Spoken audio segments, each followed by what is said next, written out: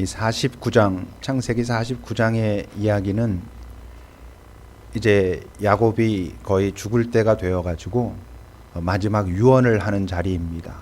이제 그 유언이 어떤 형식으로 이루어지냐 하면 자신의 12아들 한 명 한 명의 삶에 대하여 뭐 때론 축복도 하고 때론 책망도 하고 심지어는 저주를 하는 것처럼 보이기도 하는 그 한 명 한 명에 대한 이야기를 쭉 하는 그런 장면이고, 오늘 우리가 읽은 28절 그 본문은 이제 그렇게 모두 축복하고 나서의 그 이야기를 기록하고 있는 것이죠. 뭐 다 살펴볼 수는 없고 몇 가지 특징 있는 사람들에 대한 이야기만 살펴본다면, 먼저 49장 3절과 4절을 보시면 르우베나 이렇게 말하죠. 르우베는 야곱의 첫째 아들입니다. 그러면서 그렇게 말합니다. 너는 내 장자요, 내 능력이요, 내 기력의 시작이다. 위풍이 월등하고 권능이 탁월하다. 그렇지만 네가 물의 끓음 같았은즉 너는 탁월하지는 못할 것이다. 네가 아버지의 침상에 올라 더럽혔음이로다. 그가 내 침상에 올랐었도다 라고 말합니다. 이건 어떤 상황을 이야기하는 거죠? 야곱에게는 두 명의 부인과 그 종들도 또 같이 살아서 두 명의 첩이 있었는데, 그 중에서 빌하라고 하는 첩이 있었죠. 그 빌하라고 하는 야곱의 그 첩 부인과 이 첫째 아들 루벤이 동침하는 장면이 앞에서 나왔었죠. 그때는 얘기하지 않고 그냥 지났는데 마지막 유언의 자리에서 이제 이 이야기를 꺼냅니다. 딱 이거 하나만, 이 사건 하나만 기억해가지고 그것으로 루벤의 삶을 이야기하는 게 조금 어떨까 생각이 되기도 하지만, 어쨌건 오늘 말씀 속에서 중요한 단어 중에 하나는 그 물의 끓음 같았다라고 하는 거지요. 물이 끓는 것 같았다라는 것은 뭘 이야기할 거냐 하면 그의 욕망이 올라온 상태를 말합니다.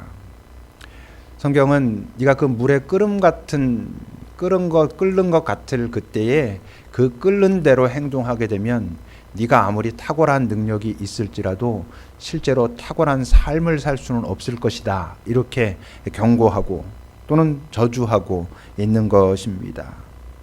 물의 끓음이라고 비유한 것이 적절하다고 말할 수 있는 이유는 우리의 욕망, 뭐 그것이 정욕이든 분노든 그런 그 감정이었던 그 올라온 상태는 실제로 그 시간만 지나고 나면 훨씬 약해지게 돼 있거든요.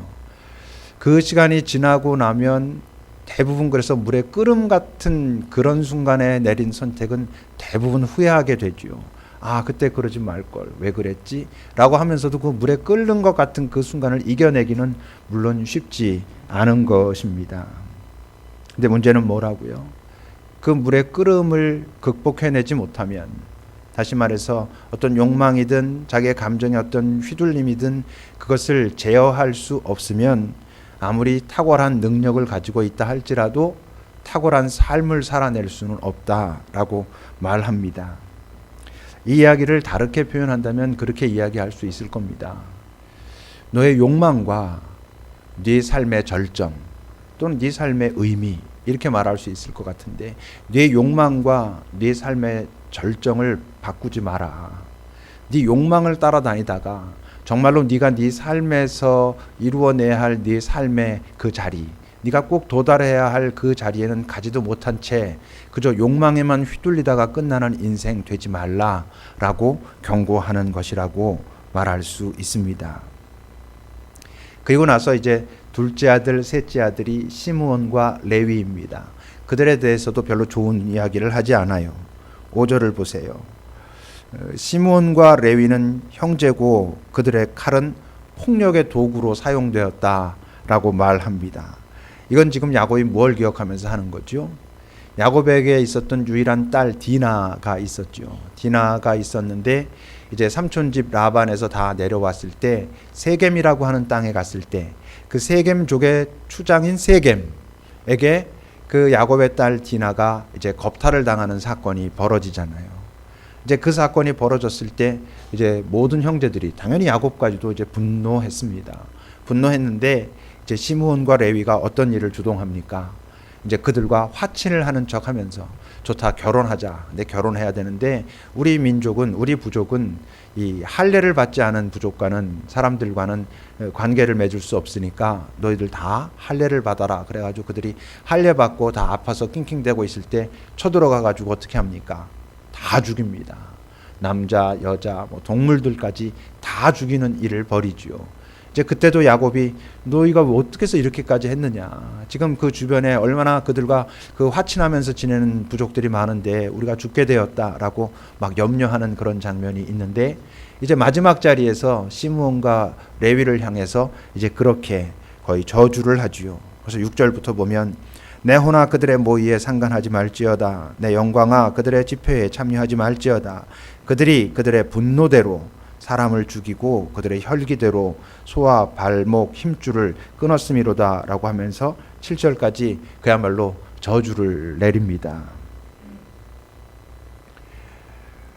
뭐 지금 야곱이 자기의 자녀들의 그런 실수에 대해서 마지막 순간 이렇게 저주하는 것이 옳으냐 그러냐를 이야기하기 전에 우리가 꼭 기억해야 할 것은, 사실 이 디나가 자기 여동생이 이런 일을 당한 것은 분노할 만한 일이죠. 근데 그 분노가 일어나는 것은 어쩔 수 없는 것이지만 문제는 뭐라고?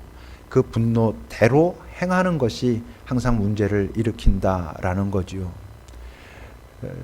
우리에게 어떤 분노의 감정이 올라오는 것은 어떻게 하겠습니까? 자주 얘기하지만 올라오는 것을.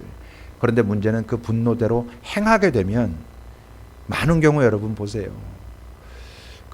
저 사람이 분노할 만한데 그래서 그 사람이 그 분노된 대로 행하게 되면 나중에 보면 그 분노를 유발시킨 사람보다 더 나빠져 있는 경우들을 참 많이 볼 수 있습니다. 소위 그의 복수의 문제가 그렇고요. 어떻게 해서든 나중에 어떻게 해서든 갚겠다, 이런 부분들을 나중에 보면 분명히 처음에 시작은 이 사람이 잘못했는데 나중에 보면 이 사람이 그 분노대로 행했기 때문에, 분노한 건 어쩔 수 없었는데 그 분노대로 행했기 때문에 훨씬 나빠져 있는, 훨씬 더 그의 인생이 망가져 있는 이런 경우들을 우리는 많이 볼 수 있습니다. 그리고 이제 첫째 아들, 둘째 아들, 셋째 아들이 다 좀 이렇게 뭐 변변치 못하게 야곱이 볼 때 그렇게 살았고, 지금 넷째 아들이 유다거든요.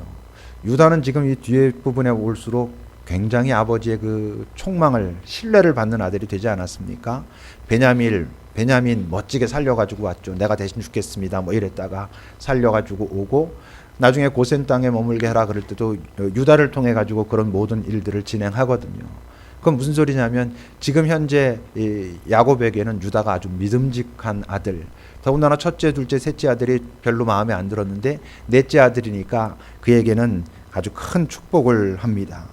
8절을 보면 여러분, 유다야 너는 네 형제의 찬송이 될 것이다.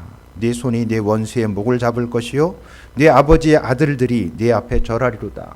네 아버지는 자기고 자기 아들들이니까 모든 형제들이잖아요. 그 모든 형제들이 너한테 절할 것이다 라는 이야기는 작게 보면 그 전 가문의 지도권을 지금 유다에게 주고 있는 것이고, 이것을 영적으로 이제 길게 보면 이제 모든 백성들이 네 앞에 절하게 될 것이다 라고 하는 것을 통해서 사람들은 무엇을 찾아내죠?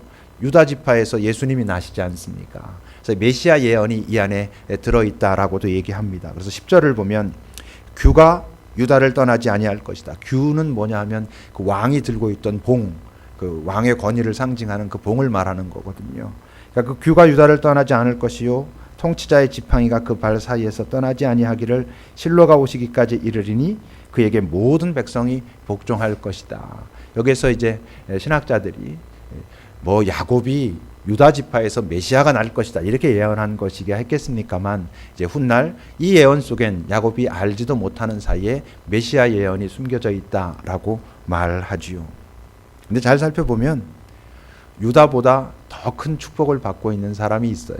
누구겠어요? 요셉이지요. 지금 요셉한테 와 있잖아요. 모든 자기 가족이 요셉 때문에 지금 이제 살아있는 형태가 되잖아요. 그래서 22절부터 보면 그는 무성한 가지, 샘 곁에 무성한 가지다.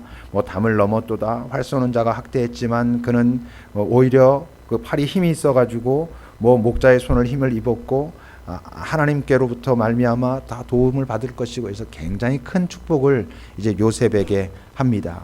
그뿐만 아니라 이 당시에는 그 유산을 상속할 때 장자에게는 두 몫을 주었었거든요.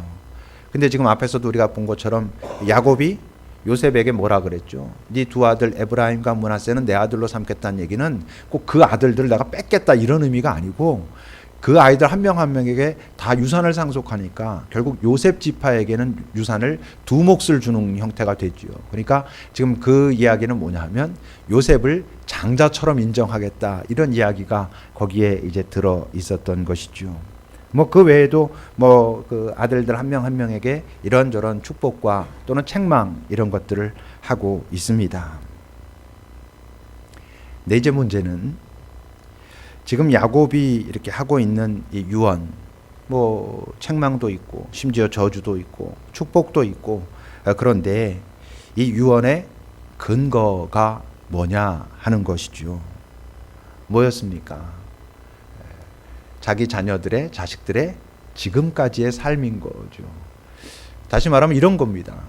네가 지금까지 이렇게 살았고 네 삶을 특징 지으면 이렇게 말할 수 있는데 바로 그렇기 때문에 너는 앞으로 이렇게 될 것이다. 이렇게 이야기하고 있는 거나 마찬가지라는 거예요. 뭐 루벤 너 그때 그런 잘못했지. 그래서 너는 어떻게 될 것이다. 시몬 레위 너 이랬지. 이럴 것이다. 유다 넌 참 이렇게 잘했어. 그러니까 이럴 것이다. 뭐 이런 분위기로 지금 유언을 말하고 있지요. 근데 여러분 만약 지금까지 그가 살아온 삶이 그의 삶을 앞으로 규정하게 된다고 한다면 아무 의미도 없는 게 하나 있어요. 그게 뭐겠어요? 그건 지금부터의 삶이죠. 지금까지 네가 이렇게 살았기 때문에 지금부터 네 삶은 이렇게 될 것이다라는 그 유언을, 그런 축복을 또는 그런 계시를 지금 야곱이 했고 실제로 그렇게 된다면 그러면 앞으로 살아가는 사람들에 대한 그 자녀들은 어떤 소망도 어떤 전환점도 어떤 새로운 기대도 있을 수가 없는 것이 아니겠습니까?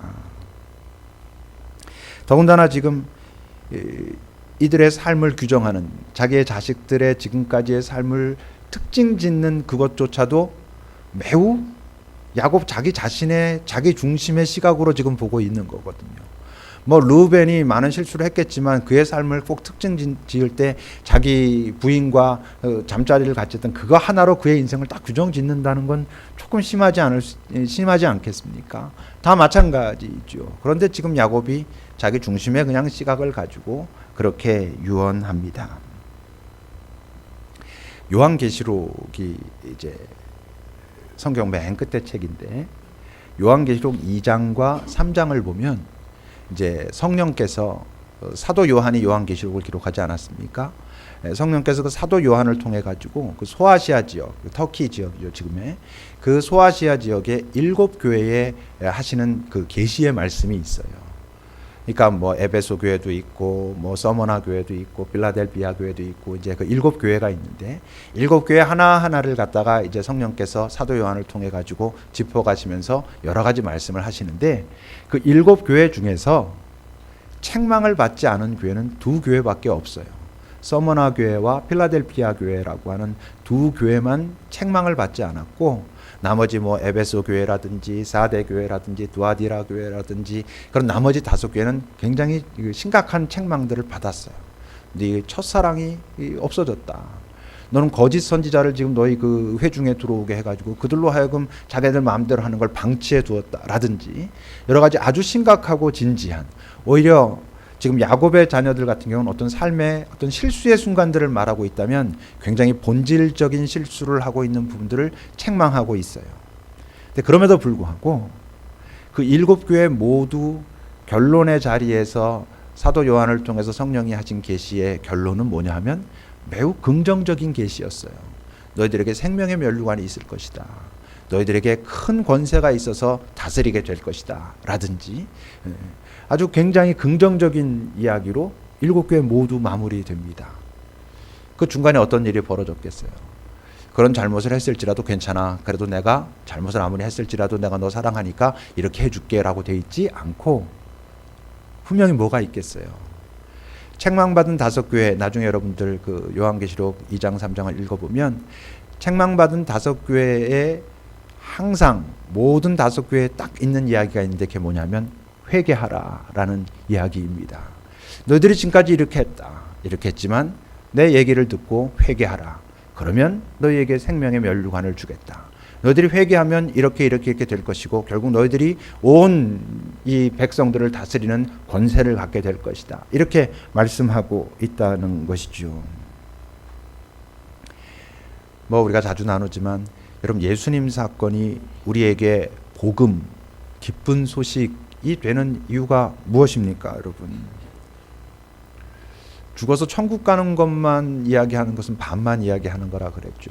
사실 죽어서 천국 간다라고 하는 그 의미도 우리가 좀 더 깊이 생각해 봐야 하지만 그냥 그것을 그냥 보수적으로 전통적으로 받아들인다 해도 죽어서 천국 가는 것뿐만이 아니라 또 하나 그 예수 사건이 우리에게 복음이 되는 중요한 이유는 뭐냐 하면 지금 네가 다시 내 인생을 시작할 수 있다. 다시 말하면 네가 이 땅에서도 하나님의 나라를 경험할 수 있는 길이 열려져 있다. 지금까지 네 삶이 어떠했든 지금부터 네 삶이 참 중요하다라고 우리에게 말씀하시기 때문에 예수님 사건은 우리에게 복음이 되는 것이죠. 여러분, 그 요한복음 8장 11절의 말씀을 보세요. 그 가늠한 여인이 잡혀왔을 때 너희들 중에 죄 없는 자가 돌로 치라 그랬으니까 사람들이 스물스물 다 물러가지 않습니까? 그리고 이제 둘만 남았을 때 예수님이 하시는 말씀이잖아요. 너를 지금까지 정죄하던 사람들 어딨냐? 아무데도 없습니다. 그랬을 때 예수님이 뭐라 그러셔요? 나도 너를 정죄하지 않겠다. 가서 다시 죄 짓지 말고 잘 살아내라 라고 말씀하셔요. 무슨 소리입니까? 내 인생을 이제 정말로 규정하게 되는 건 지금까지 살았던 그 삶이 아니야. 그게 아무것도 아니어서가 아니고 너에게 아직 네가 살아있다면 너에게 정말 중요한 건 이제 네가 나랑 만나고 난 이후의 삶이 내게 있어가지고 훨씬 중요해 라고 말씀하셨던 것인 거지요. 근데 이제 문제는 뭐냐 하면요, 그 회개라는 게 쉽지 않다는 것입니다. 회개가 돌아서는 것이라고 했잖아요. 다시 말하면 사람들마다 그 물이 끓는 그 지점들이 대부분 달라요. 그 사람들이 어떤 자신의 욕망, 자신의 정욕, 자신의 욕심, 자신의 분노들이 확 끓어오르는 그런 자리들을 다 가지고 있고, 조금만 생각해 보면 나는 어떤 때, 어떤 순간, 어떤 자리 거기에서 그렇게 물이 끓지라고들 대부분 알고 있어요. 근데 뭐가 어려워요? 그 물이 끓을 때 이전에 했던 선택과 다른 선택을 하는 것이 그다지 쉽지 않다는 것이죠. 그래서 대부분의 사람들이 어떻습니까? 물이 끓을 때 이전에 했던 선택과 같은 색깔의 선택을 또 해놓고는 내가 또 그랬다 그럽니다. 근데 거기서 중요한 착각 중에 하나는 그것을 회개라고 착각하는 거예요. 여러분, 회개는 후회와 같은 의미가 아닙니다. 내가 이전과 똑같은 선택을 또 해가지고 그냥 그렇게 하고 있는 것은 후회일 뿐이고, 회개의 종점은 그 사건으로부터 내가 승리하는 시점, 그 지점이 회개가 완료되는 시점이라는 것을 기억해야 됩니다. 내가 이 문제로 항상 넘어졌어. 근데 내가 하나님 이제 정말 그러지 않을 수 있도록 도와주십시오 라고 한다고 단 한 번에 그렇게 되진 않을지 모르지만 그런 것들을 반복하고 의식하고 기억하고 주님께 도움을 구하고 또 새롭게 내가 시도해보고 하다가 결국 그 문제로부터 내가 자유로워지는 그 시점이 이제 회개가 되는 시점인데, 우리는 후회와 회개를 비슷하게 생각하고 있다 보니까 점점 뭐가 아무것도 아닌 것이 되냐면 회개라는 게 아무것도 아닌, 때론 그냥 내 마음이나 위로하는, 그냥 잘못했으니까 죄송합니다, 잘못했으니까 죄송합니다를 그냥 반복하고 말아버리는 그런 것이 되기 쉬운 것이죠. 회개하는 것, 돌아서는 것, 다시 말해서 지금까지 내가 그 물이 끓는 그 자리를 잘 극복하고 이겨내는 것도 쉽지 않은데, 이제 문제는 주님께서 우리에게 기대하시는 것이, 우리가 그분을 만났기 때문에 우리에게 기대하시는 것이 단순히 죄 짓지 않고 사는 삶인가 하는 것입니다. 단지라고 말하기에는 죄 짓지 않고 살려고 애쓰고 실제로 어떤 시도를 통해서 조금씩 죄로부터 자유로워지는 것 자체도 참 어려운 일이긴 하지만, 그런데 우리 주님이 우리를 이 땅에 살려놓으신 이유가, 이제 당신을 우리가 주님이라고 고백한 우리들 이 땅에 살려놓으신 이유가, 자, 너 지금까지 나 모를 땐 죄 마음대로 짓고 살았지? 이제 나 만나서 너의 죄가 다 용서받았다는 걸 알았지. 이제부터 나를 만났으니까 더 이상 죄 짓지만 말고 살아. 이런 것일까? 이 다음에 우리가 주님 앞에 갔을 때 주님께서 우리에게 네 삶의 열매를 보자. 네가 나를 만났고 나를 주님으로 인정하면서 네가 나의 길을 따라가겠다라고 이 땅에서 살았는데 그러면서 얻은 네 삶의 열매는 뭐냐라고 말씀하실 때 우리가 제가 주님 만나고 나서 죄에 안 지려고 애쓰고 나름 죄 안 짓고 산 것입니다 라는 게 그분이 우리를 이 땅에 살려놓으신 과연 이유일까? 여러분 죄 짓지 않는 게 우리 인생의 목적이라고 한다면 예수님 만나고 죄로 물든 세상으로부터 그냥 하나님 나라 가게 하시면 그게 가장 좋지. 당신이 우리를 구원하고 너는 나의 친구다 나의 형제다 해놓고는 이제 가만히 감시하시면서 자 이제부터 네가 죄를 짓나 안 짓나 내가 한번 확인해 보자 이러려고 이 땅에 살려놓으셨겠느냐 하는 것이죠. 다시 말하면 죄 짓지 않는 것에 대한 관심이 당연히 있고 그것이 출발점일 수는 있겠지만 주님께서 우리에게 기대하시는 삶은 단지 죄를 안 짓고 사니까 또는 죄를 짓지 않으려고 애쓰면서 사니까 됐다라는 것이 아니고 열매가 있어야 한다는 것이죠.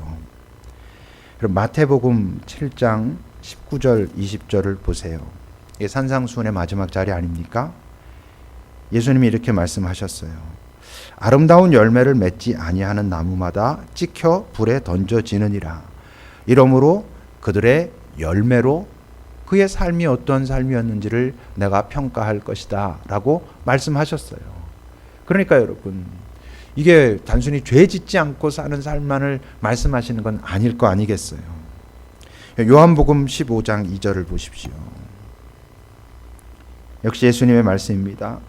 무릇 나에게 붙어 있어 열매를 맺지 않는 가지는 아버지께서 그것을 제거해 버릴 것이다. 무릇 열매를 맺는 가지는 더 열매를 맺게 하려고 그것을 깨끗하게 하실 것이다 라고 말씀하고 계시는데 이 뒷부분의 말씀 속엔 굉장히 중요한 힌트가 있어요. 무슨 말이냐면 열매를 맺는 가지는 더 잘 열매를 맺게 하려고 깨끗하게 하신다라는 말씀 속엔 어떤 의미가 있겠어요.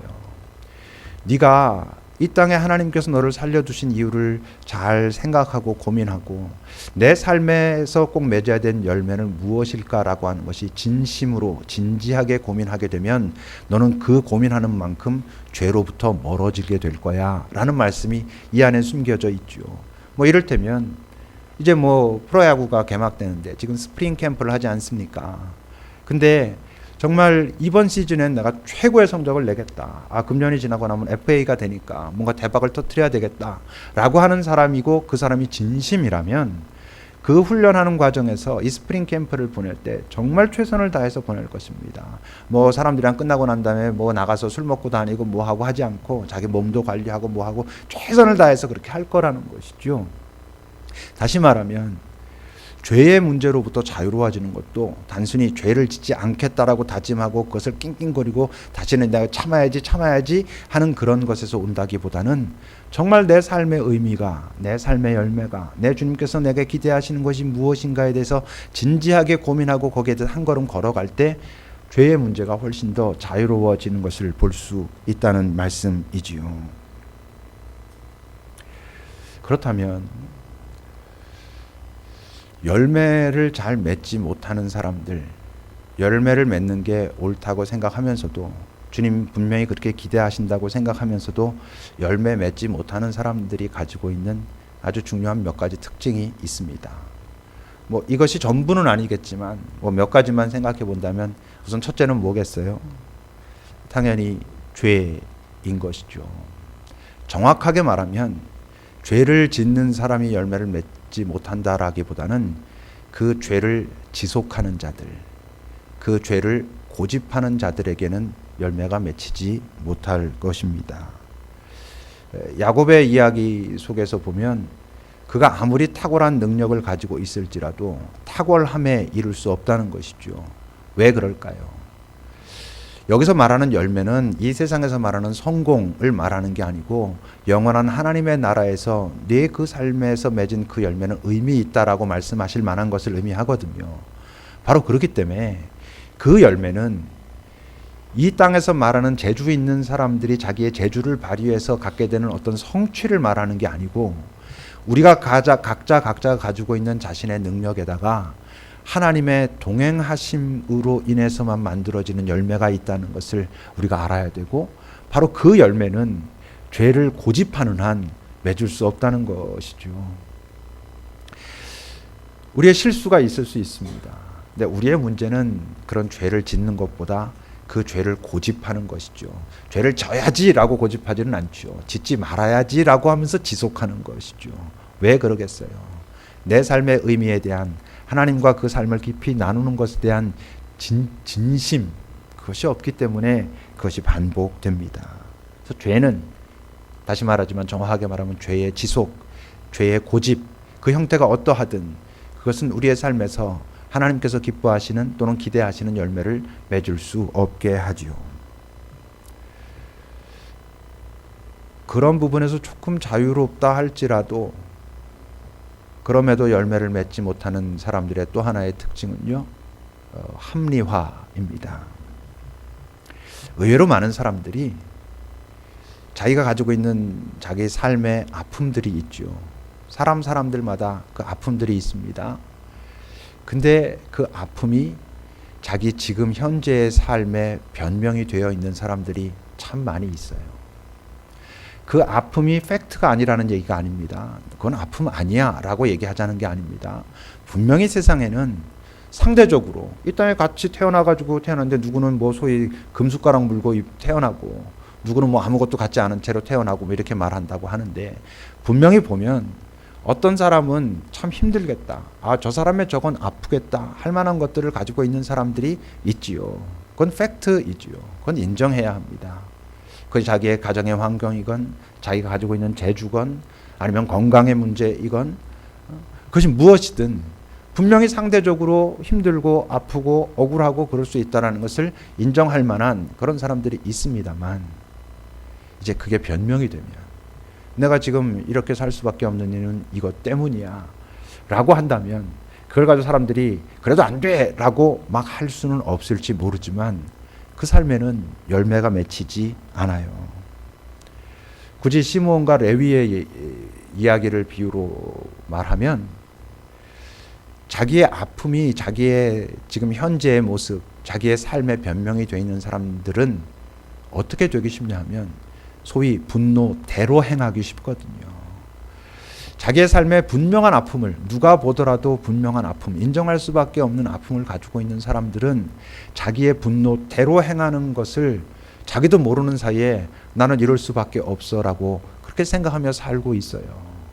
그러니까 그 분노를 가지고 하나님과 깊이 만나고 거기서 뭔가 돌파구가 있어야 되는데 분노대로 행하게 되니까 거기엔 새로운 돌파구가 생기지 않아요. 주님께서 물으시겠죠. 만약 그렇다면 나는 너에게 도대체 뭐냐? 네가 그런 아픔이 있는 거 내가 알겠다. 내가 다 그것을 만들고 조작하고 그런 건 아니지만 그래, 네 그 아픔이 있다. 근데 그렇다면 나는 도대체 너에게 무엇이냐? 라고 물으신다면 본인이 입으로 그렇게 말하진 않을지도 몰라도요, 속에서는 원수입니다 이럴 수 있는 사람들 많습니다. 하나님 알고 있는데 하나님이 원수인 거죠. 왜? 나만 못 살게 군다는 거죠. 뭐 나만 이렇게 만들어 놓고 나만 이렇고 뭐 이제 이런 말씀 하다 보면, 목사님 그래도 이것저것 가진 건 많으니까 그렇지, 당신이 내 입장 대 보시오. 예, 뭐 여러분들이 만약에 목사님 가진 건 많습니다 그러면 제가 뭘 반박하겠습니까만 어쩌라고요. 그런 걸 만약에 상대적으로 제가 더 많이 가졌으면 그 어쩌라고요. 저도 근데 뭐 아픔 많습니다. 저도 아픔 많고요. 분명히 돌이켜 보면요, 그 아픔이 나의 아주 중요한 삶의 전기이고 초점이고 그런 것을 분명히 알 수 있지요. 여러분, 아픔이 없다는 얘기를 하자는 게 아닙니다. 그것을 왜 아파하냐는 얘기를 하자는 것도 아닙니다. 다만 그 아픔을 현재 우리의 삶의 변명거리로 만들면 그 삶은 참 초라해지게 되어 있습니다. 여러분, 그것을 기억하셔야 됩니다. 그래서 자기 합리화는 우리의 인생에 열매를 맺지 못하게 하지요. 또 아주 중요한 게 하나 있죠. 우리가 너무나 다 알고 대부분이 내가 그래 라고 말할 만한 것이 바로 이건데, 그게 뭐냐 하면 이제 게으름입니다. 게으름을 빈둥거리는 거라고 착각하죠, 사람들이. 게으름은 빈둥거리는 게 아니라 중요한 것을 안 하는 것을 말합니다. 해야 할 것, 이것이 분명히 하는 게 옳아, 이건 참 중요한 거야 라고 생각하지만 하지 않는 것, 그게 게으름인 거죠. 히말라야 전설에 나오는 그 할단새 얘기를 제가 가끔 했지요. 할단새는 히말라야 그 산에서 살고 있는 전설의 새인데, 그 새는 죽을 때까지 자기 둥지를 가지 못하는 새라고 하지요. 밤이면 추우니까 덜덜덜덜 떨면서 아주 이를 갈면서 내일 아침에 해 뜨면 내가 틀림없이 둥지 져야지 라고 하는데, 아침에 해 뜨고 좀 따뜻해지면 또 좋다고 놀다가 밤 되면 또 내일 져야지 하다가 평생 그것만 반복하다가 자기 집을, 자기 둥지를 갖지 못하는 그런 새. 그래서 그 전설에서는요, 히말라야 사람들에게 그 할단새가 우는 그 소리가 뭐라고 들리냐면, 아침이 되면 집을 지으리라, 아침이 되면 집을 지으리라, 이제 이런 소리로 그의 울음소리가 들린다라는 이야기가 있습니다. 근데 여러분, 뭐 새는 괜찮아요. 나중에 새한테 물어보면 나 억울하지 않아 이럴지 몰라. 할단새가 나 밤에 좀 추웠는데 낮에 재밌었거든, 나 그거 이렇게 서로 쌤쌤하면 나 뭐 꼭 억울하다고 말할 건 없어 이럴지 모르겠습니다만, 우리는 그렇게 쌤쌤으로 끝날 수가 없거든요. 왜? 우리에게 주님께서 열매를 구하실 것이기 때문에, 열매를 구할 것이기 때문에, 만약 할단새로 말하면 둥지를 짓는 것이 우리의 입장에서 받아들인다면 열매겠지요. 그것을 짓지 못하면 너는 도대체 이 땅에서 뭐하며 살았냐라고 틀림없이 책망하실 거라고 하는 거지요. 당연히 방향이 잘못되면 아무리 게으르지 않게 열심히 사는 것 같아도 마지막 자리에 가서는 압니다. 내 인생이 헛수고였구나, 헛심을 쓰고 살았구나 라고 한탄하게 되겠지만, 이런 방향을 알아도 성실하지 않으면 결국 빈손이 됩니다. 디모데 후서 4장 7절 8절을 보세요. 이거 다 알다시피 사도 바울이 마지막 자리에서, 자기 삶의 거의 마지막 자리에서 하는 이야기거든요. 7절을 보면 여러분, 나는 선한 싸움을 싸우고 나의 달려갈 길을 마치고 믿음을 지켰다. 잘 보세요. 내가 선한 싸움을 싸우고 나의 달려갈 길을 알았다가 아니라 마쳤다는 거예요. 이 고백은 자기가 달려갈 길이 어딘지 아는 것뿐만 아니라 그 길을 가기 위해서 자기가 할 수 있는 최선의 것을 다했다. 다하지 않고서는, 다시 말하면 저 옆에 있는 것들을 꽤 많이 포기하지 않고서는, 이것을 가기 위해서 내가 이것을 내려놓겠다라고 하는 결단이 없이는 이렇게 갈 수 없는 것이죠. 이렇게 고백할 수 없는 것이죠. 그런 자기가 삶을 살았기 때문에 자기 삶의 마지막 때 내가 선한 싸움을 다 싸웠다, 내가 달려갈 길을 끝까지 가냈다, 성실하게 내가 해냈다, 그리고 내가 그 과정에서 믿음을 지켰다. 그러니까 이제 후로는 주님께서 나에게 칭찬하실 것이다. 네가 했었다. 네가 내가 너를 그때 이 땅에 살려둔 이후에 합당한 삶을 살아냈고 너는 충분히 나의 칭찬을 받을 만하다라고 말씀하실 것이다라고 여러분 당당하게 말하는 것이죠. 여러분 어찌 됐건 성실하지 않은 사람은 당당할 수 없어요. 아무리 많은 것을 머릿속으로 알고 있어도 그가 성실하지 않으면요, 여러분들 주변에도 잘 보십시오. 잘 당당한 사람은 성실함이 꼭 필수적이라는 것을 여러분 기억하셔야 됩니다. 오늘 우리가 읽은 그 본문 28절은 그렇게 뒷부분에서 얘기하지요. 그들의 아버지가 그들에게 말하고 그들에게 축복하였는데 그들 각 사람의 분량대로 축복했다 그래요. 야곱은 실수가 있어요. 야곱이 생각하는 그들의 분량은 사실 하나님이 생각하시는 그들의 분량과 조금 달랐을 거예요. 만약 이것이 하나님이 생각한 거랑 똑같다면 아까도 말한 것처럼 뭐 삶의 미래나 소망과 기대가 없게요. 근데 하나님은 실수가 없는 분이세요. 우리 각자에게 합당한, 딱 맞는 그 분량대로 복을 주십니다. 그리고 그 복을 받아야 우리가 유니크, 나다운 삶, 그 삶을 살 수 있게 된다고 하는 거죠. 그러려니까 여러분 그 관건이 뭐라고? 그 하나님을 믿는 것입니다. 지금 내 삶에서 벌어지고 있는 많은 일들이 다 하나님이 만들어 놓으신 건 아니지만 어쨌건 이거 모든 것들을 통하여 하나님이 선을 이루실 거라는 것을 믿는 것이고, 그 다음에 어떻게? 성실한 것. 과감하게 게으름을 버리는 것. 게으름은 뭐? 중요하지 않은 것에, 더 중요한 것에 써야 될 그 어떤 것을 덜 중요한 것으로부터 자꾸 이쪽으로 제대로 가져오는 것. 여러분, 그렇게 살 때 우리의 삶에 열매가 있고, 그렇게 산 삶에 대하여 하나님께서 네 삶이 참 귀하다, 의미 있다, 고맙다 라고 말씀하시죠. 아까도 잠깐 말씀드렸지만 정말 마지막 날 여기는 우리들 한 명 한 명에게 열매를 찾지 않으실 거라면 이 땅에 살려두실 이유가 없다고요. 뭐 당신 자녀들을 이 땅에서, 이 쉽지 않은 세상에서 살려두시겠어요. 한번 버텨내봐 이러면서 틀림없이 열매를 찾으실 거고요. 그 말은 역설적으로 어떤 의미입니까? 여기는 우리 모두는 지금 어떤 상황에 있든지, 그리고 지금까지 어떠한 삶을 살았든지 열매를 맺을 수 있다라는 것을 의미하죠. 그분이 그렇게 하셨다면, 그분이 그것을 기대하신다면 가능하니까 그렇게 하라고 말씀하시는 것이죠. 여러분, 만약 여러분들이 하나님 앞에 항상 죄송하고 부끄럽고 그분을 볼 때마다, 그분을 생각할 때마다 어려운 죄의 문제가 있다면 그 죄 때문에 괴로워하기보다 그 죄의 지속을 괴로워하면서 그 죄로부터 돌아서고, 혹시라도 지금 여러분들이 가지고 있는 그 아픔이 여러분들의 삶의 변명이, 그 변명이라는 게 여러분 변명처럼 들리지 않아요. 나름 멋있게 들리거든요. 그렇게 되고 있다면 자기는 알죠. 그것을 과감하게 내려놓고, 하나님, 이것을 통하여 하나님이 나를 더 깊이 만지고자 하실 터인데 제가 그것을 신뢰하고 당신 앞에 서게 하소서라고 하고, 여러분 게으름을 버리세요. 성실하셔야 됩니다. 정말 중요한 것에 먼저 땀 흘리는 자들이 돼야 됩니다. 그게 한 번, 두 번은요 손해처럼 보여요. 그게 한 번, 두 번은요 이렇게 하니까 더 인생이 힘들어지는 데처럼 보여요. 근데 그게 쌓이다 보면, 아, 말했죠, 이게 오를 뿐만 아니라 좋구나, 그렇게 된다고요. 그런 삶을 우리 주님이 기대하시죠. 기도합시다. 우리 각자의 삶, 오늘 우리 각자에게 주께서 하시는 음성이 있으세요.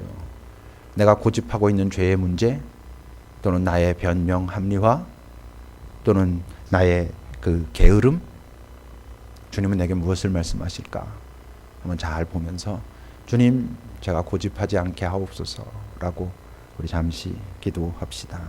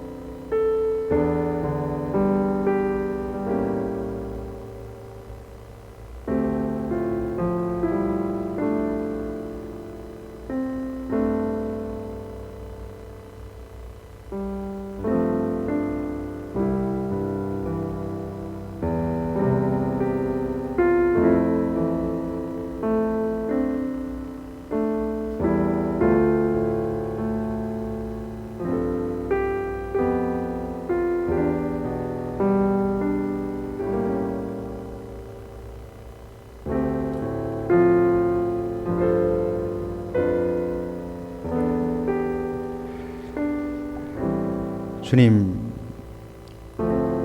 우리의 삶의 끝자리에서 주님 배울 때 주님 눈치 살피는 인생들 되지 않도록,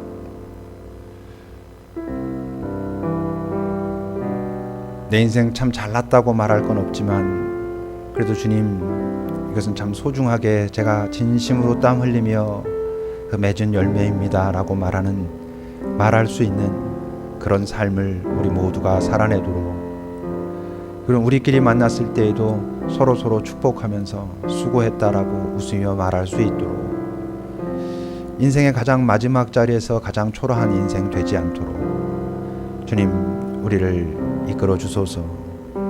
우리 각자의 분량대로 주시는 은총이 지금도 있다는 것을, 그리고 지금 살아있다면 지금까지보다도 지금부터가 더 더 중요하다는 것도 인정하고 또 한 걸음 내딛도록 은총을 주소서. 예수님의 이름으로 기도합니다. 아멘.